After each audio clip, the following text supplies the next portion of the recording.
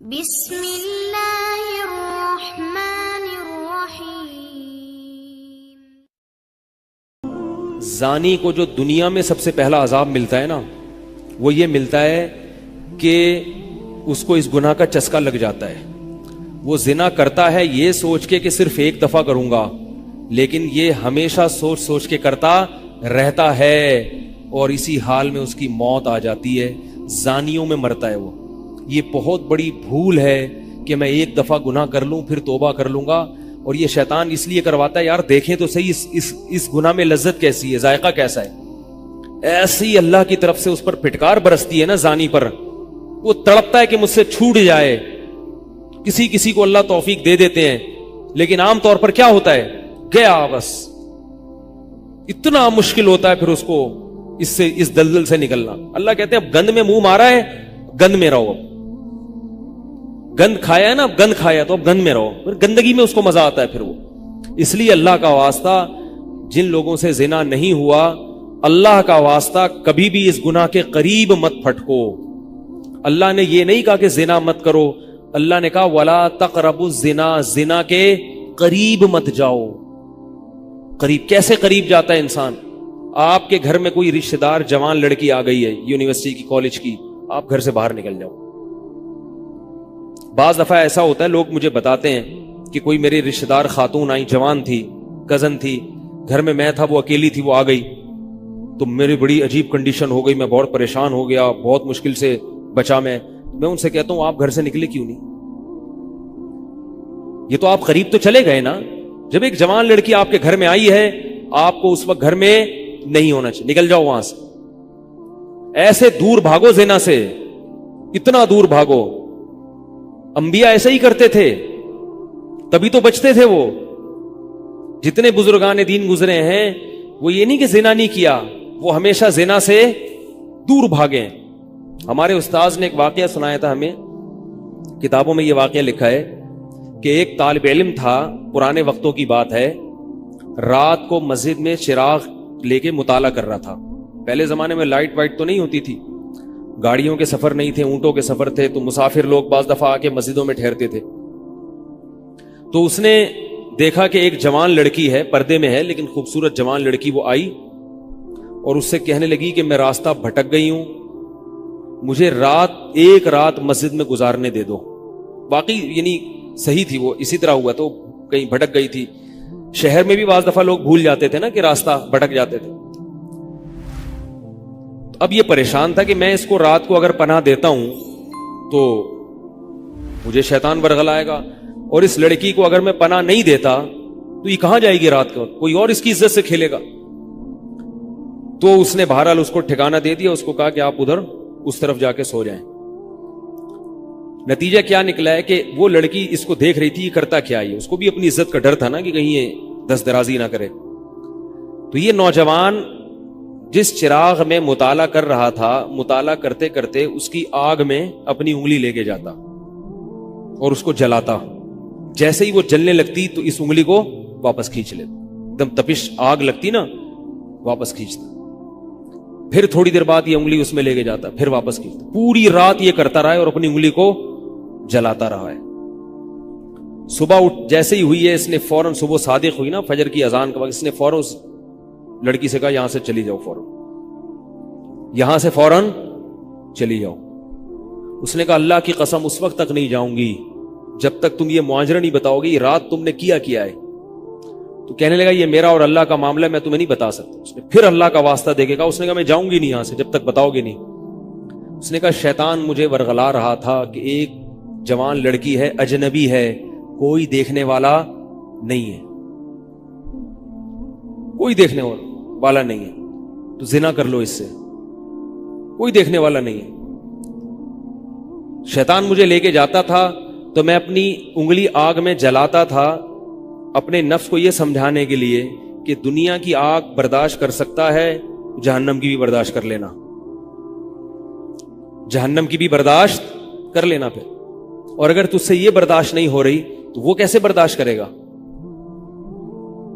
کہہ رہے جب میں آگ میں جلنے لگتا تھا نا تو میری چیخ نکلتی تھی کہ یار یہ نہیں ہو رہی تو وہ کیسے برداشت ہوگی؟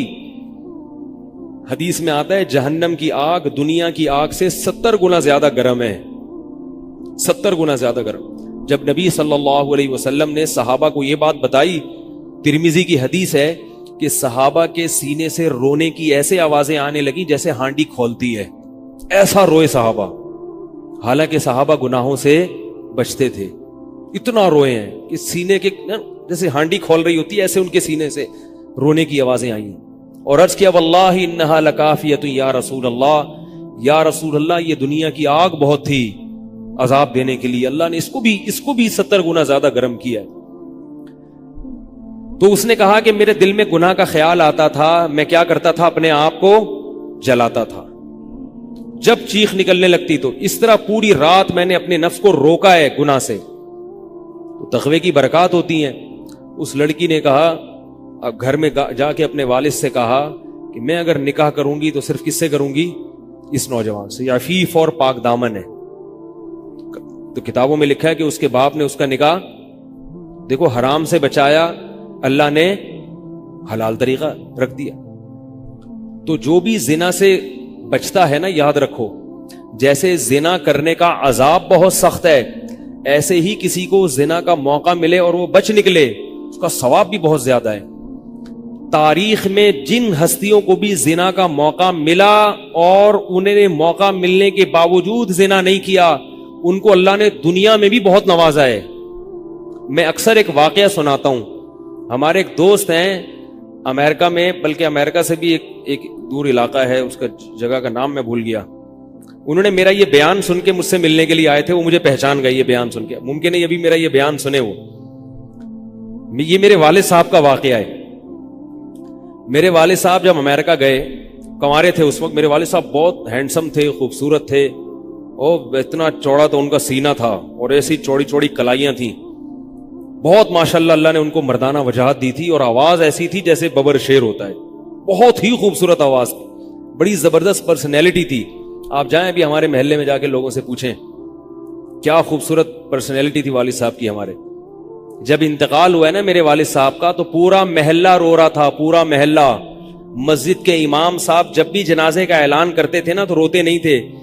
ہزاروں میتوں کا اعلان کیے تھے. میرے والد صاحب کا جب مسجد کے امام صاحب اعلان کر رہے تھے 3 دفعہ اعلان کیا، تینوں دفعہ روئے ہیں. اتنی لوگوں کو ان سے محبت تھی. تو یہ کیسے ہو گئی، یہ کیسے ہو گئی؟ کیوں اللہ نے ان کی محبت لوگوں کے دلوں میں رکھ دی، اور کیوں اللہ نے ان کو اتنا نوازا؟ والد صاحب نیوی میں تھے. امریکہ جب فرسٹ ٹائم جہاز گیا ہے، کنوارے تھے اس وقت. تو کنوارا لڑکا پاکستانی یا انڈین ہو، پہلی دفعہ امریکہ جائے، وہ بھی کنوارا، کوئی روکنے ٹوکنے والا نہ ہو، اور گناہ کی دعوت ملے، بچنا کتنا مشکل ہے. تو والد صاحب، یہ میں نے والد صاحب سے براہ راست نہیں سنا، ہمیں ایسی باتیں والد صاحب نہیں کرتے تھے، کسی ذریعے سے سنا میں نے کہ تمہارے والد صاحب نے یہ واقعہ ہمیں سنایا، کسی نے مجھے بتایا. کہتے ہیں کہ جب وہ گئے تو ایک خوبصورت انگریز لڑکی آئی اور ان کو گناہ کی دعوت دی.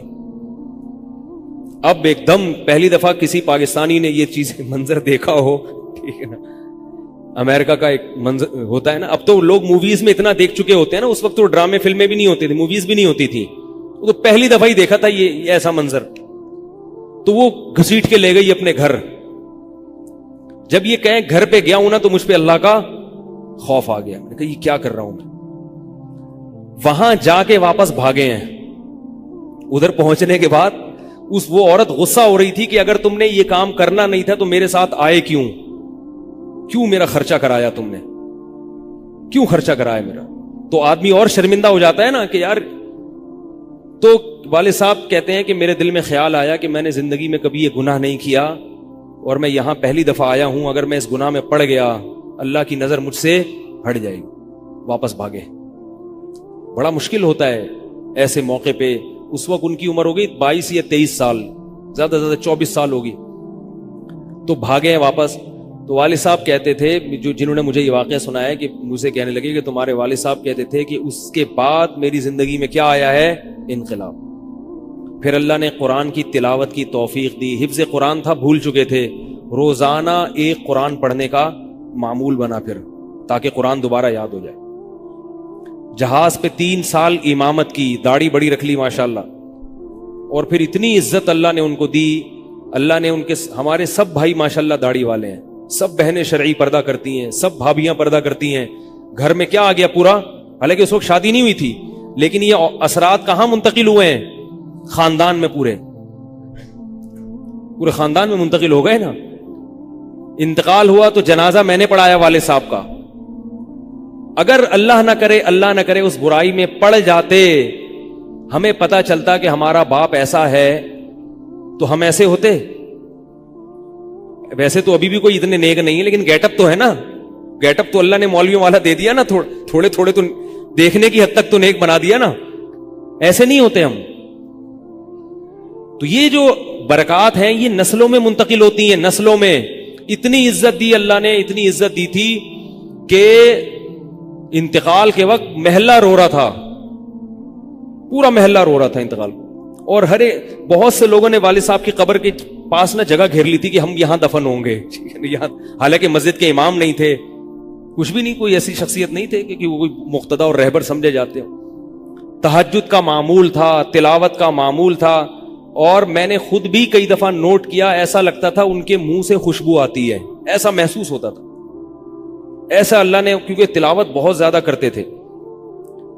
جب انتقال ہوا ہے نا جس دن, اس دن بھی آدھا گھنٹہ تلاوت کر کے اٹھے. گھر میں ان کا معمول تھا, گھر میں آنے کے بعد آفس سے جب گھر میں آتے تھے نا, سب سے پہلے نہا کے, عجیب ان کے معمول تھے, نہاتے لازمی تھے روزانہ. اور چونکہ فوجی تھے نا, تو فوجیوں کی جو ایک روٹین ہوتی ہے نا, وہ تبدیل نہیں ہوتی. اب جب فوج میں تھے تو گرم پانی سے نہانے کی عادت تھی, تو جون میں بھی گرم سے ہی نہاتے تھے. ہم کہتے, اب والد صاحب سے کہتے گرمی ہو رہی ہے, لیکن وہ ایک روٹین ہوتی ہے نا فوجیوں کی, بس وہ آنا ہے, دھوتی پہنی, غسل خانے میں چلے گئے, پانی گرم پہلے کیا, اپنا کام سارا خود کرنا, کسی سے کام ہی نہیں لیتے تھے. اور وہ 2 منٹ کے اندر ایسے پھرتی سے نہاتے تھے. ہم حیران, یہ کیسے نہاتے اتنی دیر میں؟ کہتے میں صابن سے باقاعدہ تسلی سے نہایا ہوں. اتنی جلدی پھرتی میں کام کرتے تھے.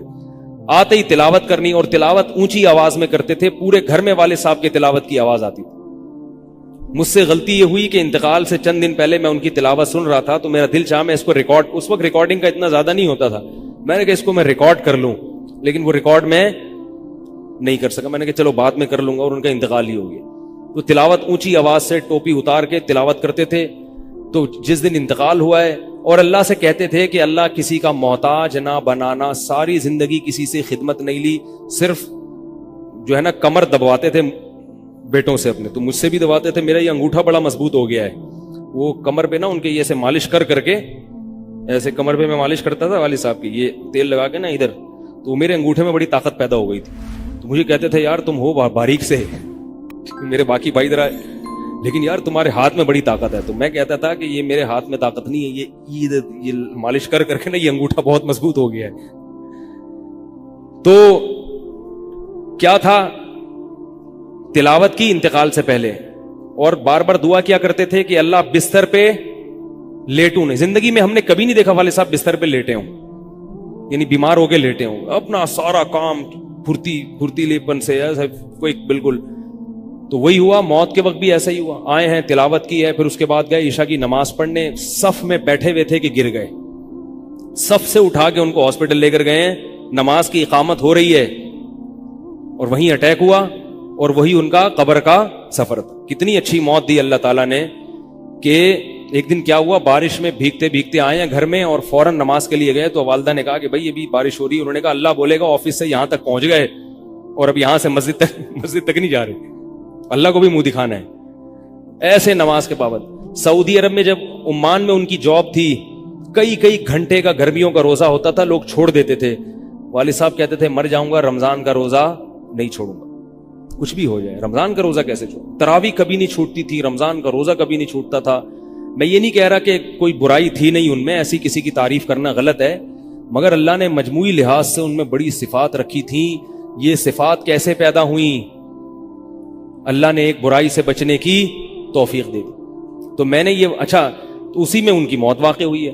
اور رات کو 12 بجے انتقال ہوا. ان کے سارے کام ایسے ہوتے تھے, موٹے موٹے کام اور چپکے شو بازی کا بالکل بھی شوق نہیں تھا ان کو. حج, ہمارے محلے سے جب کوئی حج کرنے جاتا تھا نا, 6 مہینے پہلے اعلان ہوتا تھا فلاں صاحب حج پہ جا رہے ہیں. لوگ پہلے سے آ کے نا ان سے دم کروانا. اب تو لوگ بہت حج پہ جاتے ہیں, اس وقت یہ 25 سال پرانی بات کر رہا ہوں میں, تو اس وقت حاجی کی بڑی ویلیو ہوتی تھی. حج پہ جو جانے والا ہوتا تھا نا, لوگ اس سے پہلے سے ماشاءاللہ حج پہ جا رہے ہیں. ہمارے امام صاحب پوری رننگ کمنٹری شروع کرتے تھے اسپیکر پہ. اب وہ حج پہ جانے والے ہیں, اب ان کا نام آ گیا ہے. جنازے کی بھی رننگ کمنٹری ہوتی ہے ہمارے محلے میں, اللہ امام صاحب کی مغفرت فرمائے, انتقال ہو گیا ان کا بھی. اس کو لوگ کہتے تھے یہ رننگ کمنٹری شروع کر دیتے ہیں. جنازے کی چارپائی اٹھ چکی ہے, تمام حضرات سے گزارش ہے کہ جنازہ گاہ میں پہنچ جائیں. اب جنازہ گھر سے نکل چکا ہے, میت کو غسل دیا جا چکا ہے, عیدی سینٹر سے لاش گھر میں آ چکی ہے. پوری نا کمنٹری ہوتی تھی. تو وہ جنازے کی بھی کمنٹری, اور اگر کوئی بیمار ہوتا تھا محلے کا تو اس کی بھی کمنٹری. آغا خان میں داخل ہیں, ان کے پتے میں ڈاکٹر نے پتھری بتائی ہے. غفار بھائی کے تمام حضرات سے گزارش, دعا کی گزارش ہے کہ اللہ ان کو شفائے کامل عاجل عطا فرمائے. پورا محلہ دعا کر رہا تھا, اللہ غفار بھائی کے پتے کی پتھری نکال دے. ٹھیک ہے, وہ چونکہ سیاسی تھے, جمعیت کے تھے, تو وہ پوری نا سیاست سے لے کے چلتے تھے ہر چیز. تو والد صاحب اب جب حج پہ جاتا تھا کوئی, تو اس کی پھر وہ جب حاجی صاحب آتے تھے ان کا بڑا استقبال. ہمارے والد صاحب کو یہ چیزیں پسند نہیں تھی. والد صاحب حج کر کے گئے پتہ ہی نہیں چلا, اور واپس کسی کو بولٹن مارکیٹ میں ملے. اس نے کہا ہم نے تو سنا تھا آپ حج کرنے گئے ہوئے ہیں. والد صاحب نے کہا میں بھی ابھی آیا ہوں. میں نے کہا ذرا بولٹن مارکیٹ سے ذرا ٹچ کرتا ہوا گھر چلو. ایک تھیلا تھا ان کے پاس, اسی تھیلے میں حج بھی ہو رہا ہے. پوری دنیا دیکھی تھی والد صاحب نے, پوری دنیا کا سفر کیا. بتاتے تھے کہ چین اور آسٹریلیا یہ 2 ملک ایسے ہیں جہاں میں نہیں گیا, باقی دنیا کا کوئی ملک ایسا نہیں ہے جس میں گیا نہ ہوں. لیکن اتنی سادگی کہ آپ کہیں گے کہ شاید یہ کبھی انڈا موڑ بھی نہیں آئے ہوں گے. کوئی شوبازی نہیں تھی, ایسے چپکے سے گئے ہیں اور حج کر کے چپکے سے واپس. شہرت پسند نہیں تھی, بالکل پسند نہیں تھی شہرت. تو کوئی بھی کام ہے بس آرام سے چپکے سے کر لیا. ختم قرآن کے موقع پر ہمارے امام صاحب نا سب کو بلاتے تھے. ہاں بھائی, اب تو والد صاحب کو پسند نہیں ہوتا تھا کہ نام لیا جائے میرا, تو یہ چیز لوگ ان کی پسند کرتے تھے. تو ان کی موت بھی ایسے ہی ہوئی ہے چپکے سے. رات 12 بجے انتقال ہوا, میں مدرسے میں تھا, ہم لوگ پہنچے, ہم تو حیران ہو گئے یہ کیسے ہو گیا بھائی ایک دم. تو ان کو غسل دیا, اور فجر کی نماز کے بعد جنازہ تیار تھا. فجر میں نمازی کم ہوتے ہیں. اعلان ہوا فجر کے بعد. جب پبلک ہمارے گھر آنا شروع ہوئی ہے تو جنازہ پڑھ کے ہم ان کو دفنا چکے تھے. لوگ کہہ رہے تھے یار یہ اتنی بڑی شخصیت, اتنے محبوب دنیا سے چلے گئے اور ہمیں پتہ بھی نہیں. ہم نے کہا بھائی گئے ایسے وقت پر ہیں, وہ سونے کا وقت ہوتا ہے, اس وقت اعلان ہوا تھا, مگر ظاہر ہے آپ کو پتہ نہیں چلتا. تو ایسے ہی چپکے سے خاموشی سے چلے گئے. تو لوگ یہی کہہ رہے تھے یار یہ نہ انہوں نے دنیا میں کبھی خدمت لی ہے, ٹھیک ہے نا, جنازے میں بھی کسی کو پریشان نہیں کیا, ایسے 2 صفیں ہوئی تھی جنازے کی, بس چلے گئے. تو کیسا اللہ نے چلتے پھرتے نماز کی حالت میں ان کو اٹھایا ہے. تو یہ میں نے یہ واقعہ سنا ہے نا, تو ایک صاحب باربڈوس سے شاید ملنے کے لیے آئے مجھ سے. تو مجھ سے وہ بیان انہوں نے سنا, پہلے میرا بیان سنتے تھے, مجھے پہچانتے نہیں تھے, امریکہ کی کسی ریاست میں تھے یا باربڈوس میں واللہ عالم.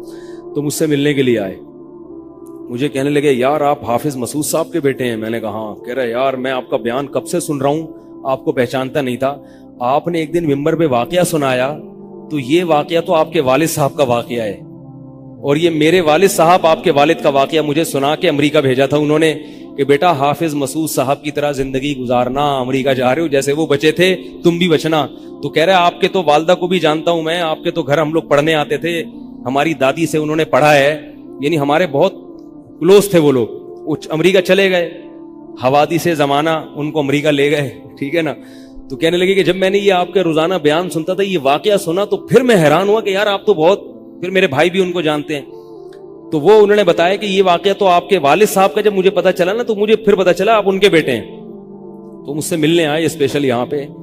تو یہ میں کیوں واقعہ سنا رہا ہوں کہ دیکھو بھائی, جیسے زنا کرنا بہت بڑا جرم ہے, ایسے ہی زنا سے بچنا اگر موقع ملے کسی کو تو بہت بڑی نیکی ہے.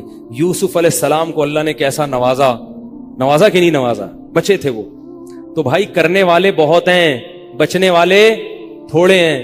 تو کرنے والوں میں اگر اپنا شمار کرو گے تو جہاں بہت سارے لوگ ہیں مزے کی زندگی گزاری, تھوڑے دنوں کے لطف اور مزے ہیں, اس کے بعد دنیا کا سکون بھی گیا اور آخرت میں جہنم کی آگ. اور اگر بچنے والوں میں آ گئے تو ان تھوڑے لوگوں میں اللہ شامل کر لیں گے جو تھوڑے شکر گزار ہوتے ہیں. لیکن اس کا یہ مطلب نہیں ہے کہ ایسا ماحول کریٹ کرو کہ پھر آپ کو بچنے کا موقع ملے. دور بھاگو. میں نے بتایا نا, کوئی لڑکی گھر میں آتی ہے, باہر نکل جاؤ گھر سے, بولے بھائی تنہائی میں نہیں. میں تو اس کی احتیاط کرتا ہوں. کوئی جوان خاتون اگر مسئلہ پوچھنے آ جائیں, بوڑھی ہے تو کوئی اتنا مسئلہ نہیں ہے, جوان خاتون ایسا ہوتا ہے بعض دفعہ خواتین کو تو ماحول کا نہیں پتا ہوتا, اب وہ آئی ہیں, میں گھر میں کوئی نہیں ہے, آگے دروازہ بجا رہی ہیں, مفتی صاحب گھر میں مسئلہ پوچھنا. گھر میں نہیں بیٹھوں گا, سڑک پہ کھڑے کھڑے پوچھو, ٹھیک ہے نا, بے احترامی ہے. گھر میں آنا ہے تو پھر مسجد کے کسی خادم کو یا کسی بندے کو گھر میں بٹھاؤں گا کہ بھئی آپ بھی آ جاؤ, کیونکہ بدگمانی کا موقع دینا بھی کیا ہے, حرام. ہاں گھر والے موجود ہوں, اہلیہ موجود ہیں, پھر